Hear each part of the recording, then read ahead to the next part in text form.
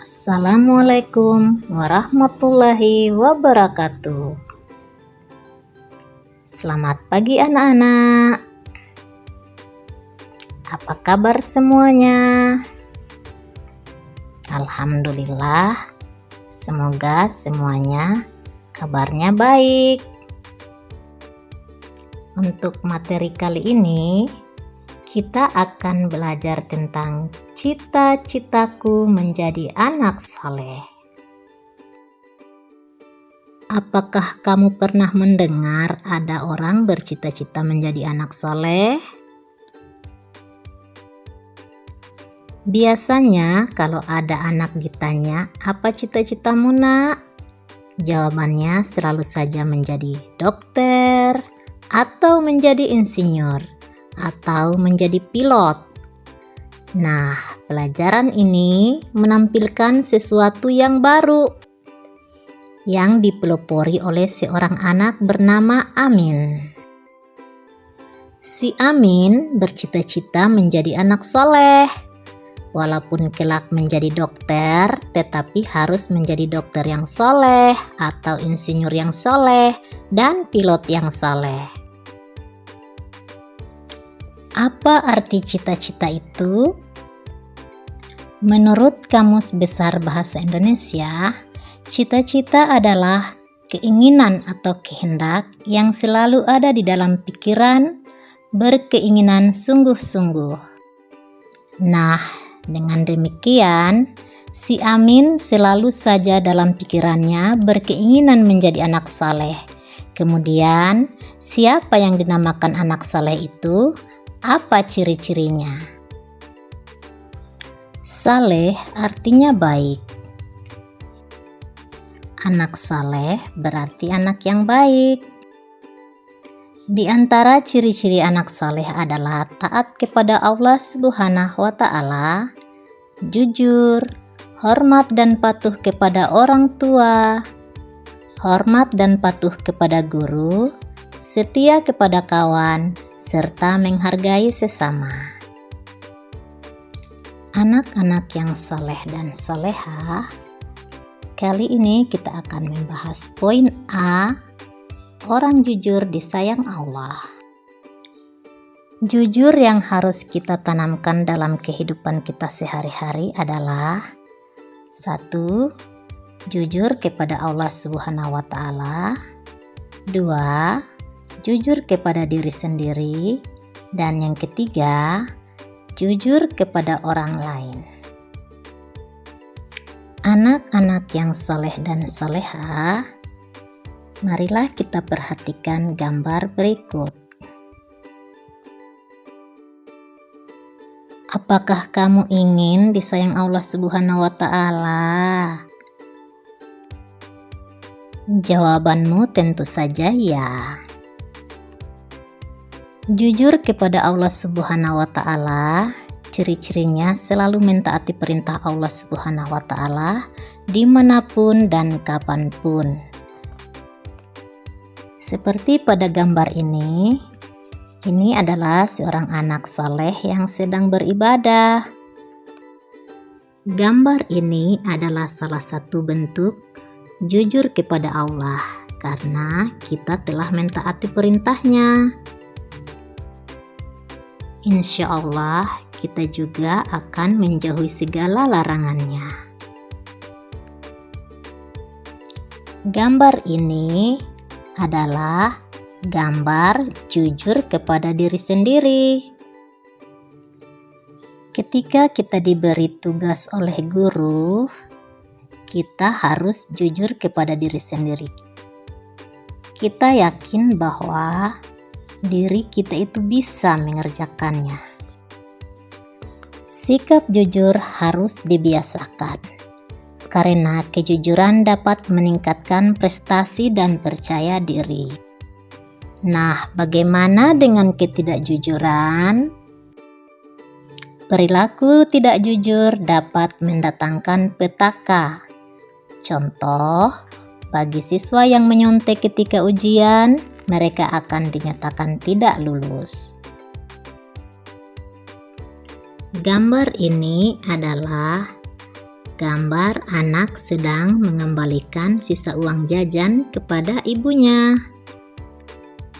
Inilah bentuk jujur kepada orang lain. Semua orang pasti pernah berjanji. Misalnya, seorang siswa berjanji kepada bapak, ibu gurunya akan menyerahkan tugas PR pada hari dan tanggal tertentu. Bila siswa tersebut memenuhi janjinya, maka gurunya akan senang dan memberikan pujian. Anak-anak yang soleh dan solehah, mari kita perhatikan kembali gambar berikut. Ini adalah gambar bentuk hormat dan patuh kepada orang tua dan guru. Pada gambar 3.4, anak bersalaman dengan orang tua ketika akan berangkat ke sekolah. Sedangkan gambar 3.5, itu seorang siswa bersalaman dengan gurunya setelah tiba di sekolah. Orang tua terdiri atas ayah dan ibu. Dari pernikahan mereka lahirlah anak, yaitu kita.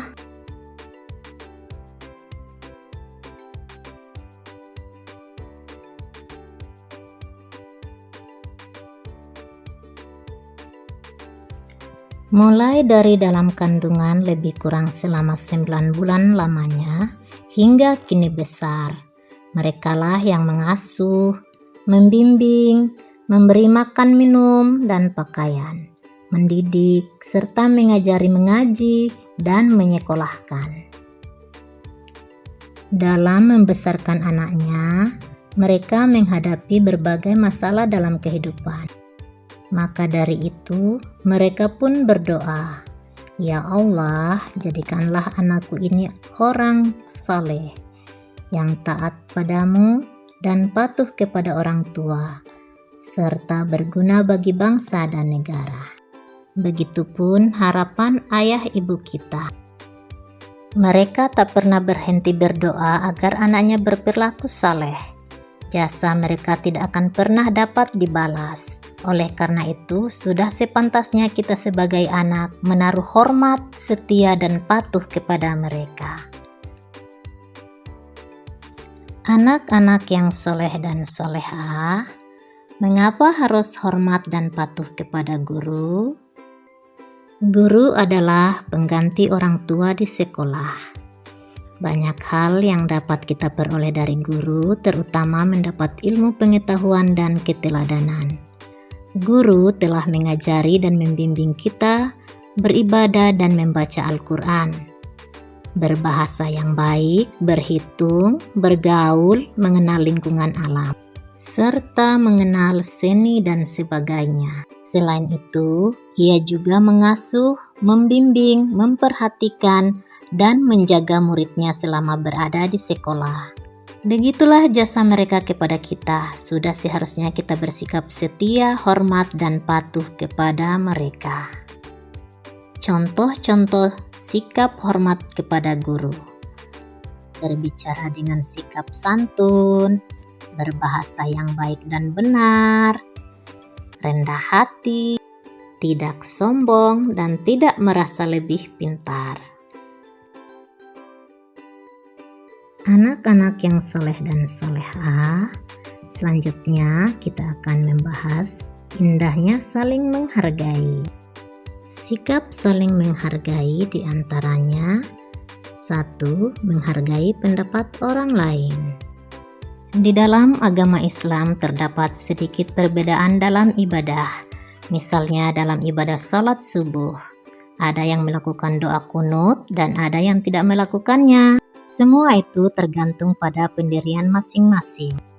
Pendirian inilah yang harus kita hargai karena semua ada tuntunannya. Yang terpenting adalah dilaksanakannya salat subuh sesuai dengan tuntunan Islam yang diyakininya. Mereka yang berkunut dan yang tidak berkunut tetap saja sah salat subuhnya. Yang kedua, menghargai keyakinan orang lain.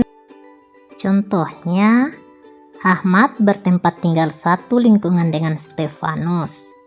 Mereka juga belajar di sekolah yang sama. Ahmad beragama berteman, mereka selalu rukun dan saling menghargai sekalipun berbeda agama. Pada hari Minggu pagi, mereka selalu bermain bola dengan teman-teman yang lain. Namun, pada suatu pagi, Stefanus menghampiri Ahmad dan meminta maaf karena tidak dapat bermain bersamanya. Ayah Stefanus mengajaknya pergi ke gereja. Ahmad tidak mempersoalkannya dan menghargai sikap Stefanus untuk pergi ke gereja bersama ayahnya. Dan yang ketiga, menghargai pendapat orang lain. Contohnya, menghargai pendapat dari teman belajar kelompoknya di kelas maupun di rumah. Anak-anak yang soleh dan soleha, terima kasih sudah menyaksikan video pembelajaran ini. Semoga pelajaran kali ini bisa bermanfaat untuk kita semua. Terima kasih. Semoga kita selalu diberi kesehatan. Sampai jumpa di pertemuan selanjutnya. Wabillahi taufiq wal hidayah. Wassalamualaikum warahmatullahi wabarakatuh.